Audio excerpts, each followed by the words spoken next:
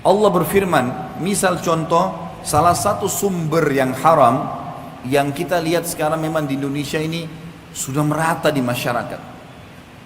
Dan kita seakan-akan subhanallah sudah kena dengan hadis baginda Nabi SAW, akan tiba satu zaman nanti di mana tidak ada satupun umatku yang bisa luput dari riba. Masalah riba misalnya. Bukankah sekarang teman-teman sekalian sampai pada tingkat apapun dicicil dan berbunga? Bukankah orang kalau mau beli baju, orang kalau mau beli elektronik, orang kalau mau beli kendaraan, orang kalau mau beli rumah, semuanya dihubungkan dengan masalah riba. Dan ini berbahaya sekali. Riba ini bukan hanya sekedar sesuatu dosa yang seperti zina yang dasarnya besar misalnya.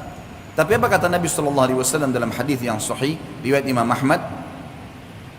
1 dirham riba lebih berat daripada 36 kali berzina.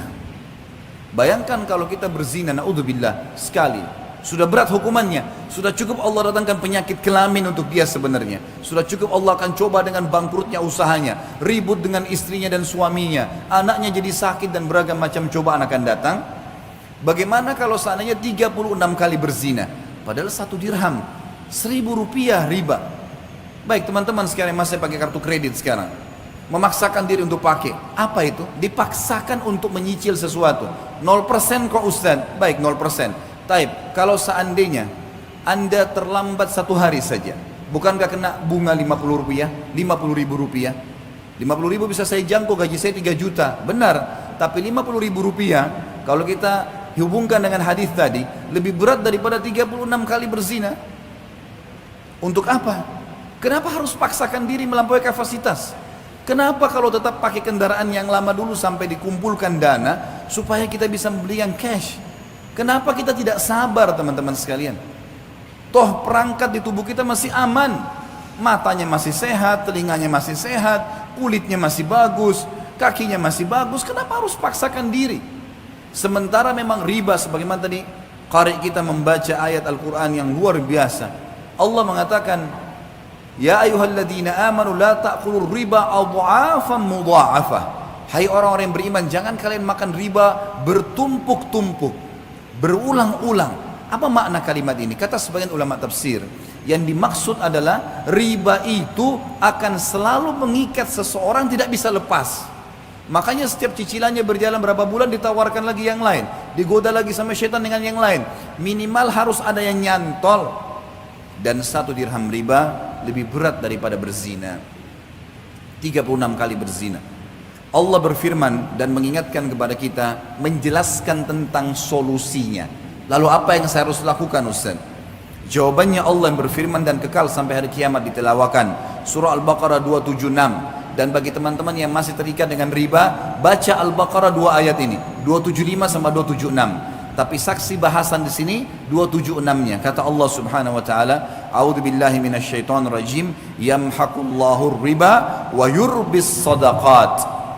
Allah pasti memusnahkan riba dan menyuburkan sedekah. Apa maksudnya memusnahkan riba? Kata para ulama tafsir, yang dimaksud musnah hartanya. Hasil riba itu tidak akan bermanfaat buat dia, selalu bermasalah. Beli elektronik akan selalu bermasalah buat dia, beli rumah dari riba akan selalu tidak tenang di dalamnya, terjadi pertengkaran-pertengkaran. Makanan minuman yang didapatkan dari hasil bunga riba atau dari riba itu juga akan mendatangkan penyakit-penyakit dan seterusnya.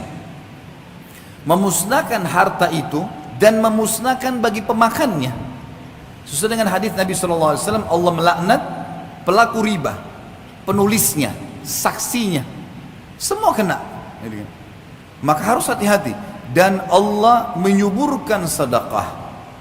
Bagaimana mempertemukan teman-teman sekalian antara riba dengan sedekah? Bagaimana kita mempertemukan antara riba yang orang transaksi jual beli bertambah berbunga dengan sedekah? Sedekah seakan-akan kita tidak dapat apa-apa. Para ulama tafsir mengatakan yang dimaksud adalah kalau seseorang mau diluaskan rezekinya dan dia tidak akan perlu bergantung pada riba dan hutang, maka dia harus rajin bersedekah. Makin besar dia keluarkan sedekah, maka minimal balasannya 10 kali lipat. Sebagaimana Allah berfirman dalam Al-Quran, dan kita sebagai orang beriman yakin dengan firman Allah. A'udzu billahi minasyaitonir rajim. Faman ya'mal minas salihati. Maaf, ayatnya adalah man ja'a bil hasanati falahu asyru adhafiha. Al-ayat. Siapa yang melakukan satu kebaikan termasuk sedekah di dalamnya, maka Allah akan datangkan 10 kali lipat. Sebenarnya kita kalau sedekah 5.000 rupiah, 50.000 rupiah, 100.000 rupiah, 1 juta rupiah, atau makin besar maka makin bagus. Pada saat itu sudah ada jaminan dari Allah, kita akan dapat secara investasi dengan Sang Pencipta Allah 10 kali lipatnya. 50.000 akan 500.000, 5 juta akan 50 juta. Ini janji, nggak mungkin salah. Allah nggak mungkin salah. Innallaha la yukhliful mi'ad. Allah nggak akan pungkiri janjinya. Wa man asdaqu minallahi qila. Dan siapa yang lebih jujur daripada Allah dalam perkataan? Nggak ada yang salah. Bahkan ada hadis Bukhari, hadis qudsi, Allah berfirman, Nabi SAW mengatakan, Allah berfirman, seluruh amal ibadah anak Adam ditentukan kadar pahalanya 10 sampai 700 kali lipat. Orang yang rajin sedekah mustahil miskin, dan mustahil akan membuka pintu utang, otomatis akan selamat dari riba. Karena masalahnya orang kalau riba pasti berhubungan dengan hutang, dan ini akan berbahaya, memusnahkan hartanya, memusnahkan dirinya. Coba sekarang balik teman-teman sekalian, saya cuma punya uang 10.000, saya juga mau makan, berbagilah dengan orang-orang miskin di pinggir jalan sana, walaupun cuma sepertiganya. Di dalam sebuah hadis Bukhari disebutkan, ada 2 orang dari Bani Israel dulu. Dua-duanya orang saleh, beribadah, sahabat dekat. Dua-dua punya kebun bersebelahan. Lalu Nabi SAW mengatakan, pemilik kebun yang pertama, sambil menunggu hujan dari langit karena musim kemarau, dan tidak ada hujan, dia melihat ada awan yang lewat di atas kebunnya. Lalu dia mendengarkan dari awan tersebut suara yang berbunyi, turunkanlah hujan di kebunnya fulan, nama temannya di sebelah. Maka dia pun mengikuti awan tersebut, dan ternyata awan itu menggumpal semuanya di atas kebun temannya.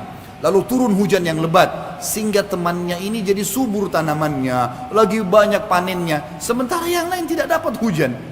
Kuasa Sang Pencipta Allah. Lalu dia tanya temannya, apa yang kau lakukan dengan kebunmu ini? Sampai di musim kemarau seperti ini, masih saja Allah datangkan hujan khusus untuk kebunmu, yang lain gak dikasih. Dia mengatakan, hasil kebunku ini aku bagi 3. Sepertiganya aku berikan kebutuhan keluargaku, dan ini termasuk sedekah. Sepertiganya lagi aku sedekahkan untuk orang-orang yang membutuhkan. Sepertiganya aku kembalikan sebagai modal usahaku. Jadi dari 3 penghasilan dia, 2-nya sedekah. Dikasih ke keluarganya, istri anaknya makan, dan dia juga ini sedekah, juga dikasih kepada fakir miskin sedekah, sepertiganya, gitu kan? Sepertiga dan sepertiga, sisa sepertiga lagi, ini yang saya kembalikan ke modal. Perhatikan di sini, sedekah itu yang menunjukkan dan membuktikan datangnya rezeki. Kondisi dunia sekarang yang lagi wabah ya. Saya izin bertanya Bu ya, begini, bagaimana hukumnya mengkredit motor di pihak ketiganya itu leasing gitu? Yang pertama adalah kredit itu pada dasarnya adalah diperkenankan dan sah. Kredit itu adalah membeli sesuatu kecuali emas dan perak. Kecuali emas dan perak, kredit adalah boleh. Kredit itu adalah membeli sesuatu, sebagian dibayar kontan, sebagian adalah mengutang. Itu kan kredit. Saya bayar kontan DP-nya, selebihnya adalah ngutang. Sah. Taksid itu sah. Asalkan normal semacam ini. Cuman sekarang ini kredit beneran atau enggak? Atau kita harus melibatkan dunia lembaga lain sehingga kita akan masuk wilayah haram. Kalau kredit normal ini kadang-kadang tertipu. Seolah-olah mendengar fatwa kredit sah, kemudian ada saya kredit mobil, seolah-olah murni kredit. Kalau murni kredit, enggak ada masalah kredit mobil. Saya punya mobil, saya jual kepada Anda. Mobil apa? Dalam tempo 2 tahun 200 juta Anda cicil setiap bulan, sah. Bahkan hal yang semacam ini dianjurkan untuk nolong orang. Ada sebagian orang punya hajat dengan barangnya tapi belum punya uang, kita beri, ibu nggak apa-apa, kita punya pahala. Mengkreditkan ada pahala. Kenapa dia mendapat barang tapi bayarnya nanti sambil nyicil? Ini sah-sah saja. Karena meminjamkan kepada seseorang kan dapat pahala. Tapi yang jadi masalah adalah bukan masalah kreditnya. Kita ini urusannya dengan siapa? Apakah kita hanya kepada showroom saja? Atau showroom itu nggak punya duit sebetulnya? Bagaimana dia harus mendatangkan 100 unit mobil? Dari mana duitnya? Showroomnya menggandeng lembaga keuangan yang ada ribanya. Showroom menggandeng lembaga keuangan yang ada ribanya, terserah namanya apa, untuk membiayai, untuk menurunkan motor sebanyak itu. Baik. Kemudian dari showroom itu sudah punya pasar karena ada pembelinya. Karena dia sudah berurusan dengan lembaga keuangan bank tadi, maka showroom berani menawarkan kredit dengan harga begini. Dari pihak pembeli motornya langsung bayarnya ke bank. Kita yang beli motor ini, maka kita sebetulnya telah dirugikan dua. Yang pertama memberikan keuntungan kepada showroom, yang kedua harus membayar bunga-bunganya sekali. Ini kalau tidak disadari ini, nggak waspada. Maka kalau caranya semacam ini menjadi salah. Kecuali ada bank syariat yang menengahi. Tapi caranya bukan semacam contohnya. Bank syariah menengahi bagaimana? Dari pihak bank yang akan membeli. Pihak bank yang membeli. Kemudian dari pihak bank dijual ke showroom. Tentunya harga lebih tinggi. Showroomnya menjual ke kita. Nyicilnya kita ke bank. Itu nyicil urusan kita dengan showroom seperti itu. Kalau tidak dengan namanya murabahah, dari pihak bank membiayai pembeliannya, kemudian transaksinya kepada pihak showroom adalah jual beli. Pihak showroom boleh menjual berapa saja, terserah. Dari pihak pembeli nanti bayar ke bank. Tapi yang ada selama ini adalah dari pihak showroom tidak punya uang, menggandeng bank, bank suruh membiayai, kemudian setelah itu dijual ke pembeli, pembeli membayar ke bank, maka pembeli sekaligus membayar bunganya. Mobil yang dipakai untuk dakwah, wah serem.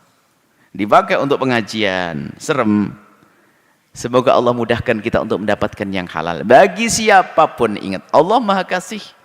Yang selama ini telah melakukan hal-hal salah, yang penting jangan sombong dengan kesalahan, Allah akan buka pintu jalan menuju kesuksesan. Sudahlah, yakini kalau itu haram, saya tidak boleh, nggak benar, saya akan berhenti sampai di sini saja. Selesai. Setelah itu apa?